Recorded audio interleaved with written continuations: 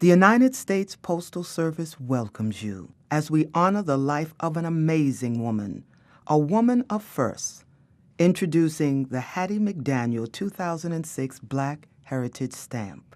Known as one of the great American character actresses, Hattie McDaniel was born in Wichita, Kansas on June 10, 1895. She was the youngest of 4 children born to preacher Henry McDaniel and the religious singer Susan Hobart, both former slaves.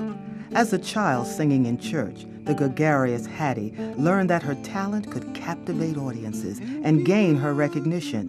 In 1910, she left high school to perform with traveling minstrel groups. After close to 20 years on the road, Hattie moved to Los Angeles, where her talent soon landed her several roles in film and radio. In 1934, she received her big break, a major part in John Ford's Judge Priest, in which she sung a duet with Will Rogers. The following year, she became a controversial figure among some in the black community for her role in The Little Colonel, which was believed to stereotype African Americans and favorably portray slavery.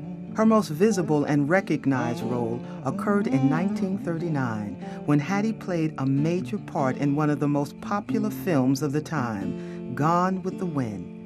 She was recognized for this portrayal with an Oscar nomination, and on February 29, 1940, Hattie, escorted by longtime friend Wonderful Smith, was honored for that portrayal and became the first African American to attend the Academy Awards as a guest.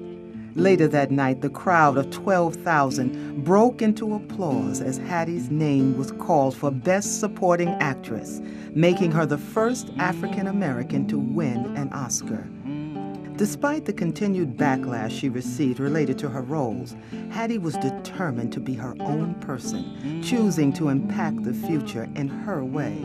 Throughout the 40s, Hattie continued to play the part of a maid on radio and film, using her influence to alter scripts and redefine characters, turning them into roles that showed the public a strong, intelligent, and confident black woman. And while much of America saw Hattie as a tough and commanding character, off-screen she was a down-to-earth, plain-spoken woman who shared her good fortune with friends, family, and charities. You could come to town as a perfect stranger to everybody else, but if you had a reputation for being interested in the show business, she was interested in helping you. She often opened her door to aspiring young actors, giving them free room and board. She also held USO dances in her home for soldiers during World War II. In the mid-40s, Hattie was forced to protect her home and property from the racial injustices of the time.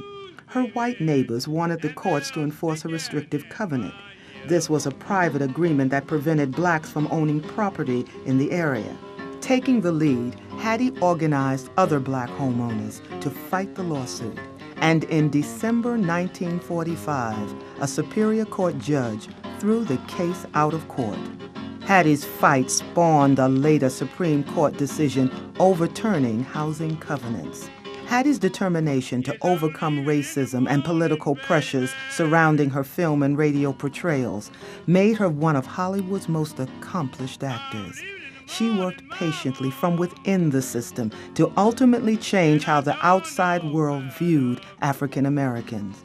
All her hard work was ultimately recognized in 1947 when she was offered the role of Beulah. But before signing with the CBS radio network to star in the lead role on The Beulah Show, Hattie fought for and won a provision in her contract that included script approval to ensure her role would not be an offensive one to African Americans. The Beulah Show made her the first black actor to star in a radio program aimed at a general audience, a monumental breakthrough at that time in history. While taping the television version of The Beulah Show, Hattie fell ill. As a result of her illness, she moved into the Motion Picture Country Home and Hospital in Woodland Hills, California, making her the first African-American resident. Look yonder. Hattie passed away on October 26, 1952, in Hollywood, California. 6 days later, 125 limousines, 24 vans carrying flowers, and a crowd of 5,000 family, friends, and fans said goodbye to Hattie McDaniel, the first African American to be buried in Los Angeles' Rosedale Cemetery. From the child of former slaves, she overcame the struggle of society to rise up and alter the minds and hearts of those who watched and listened. Hattie made a difference which impacted generations to come.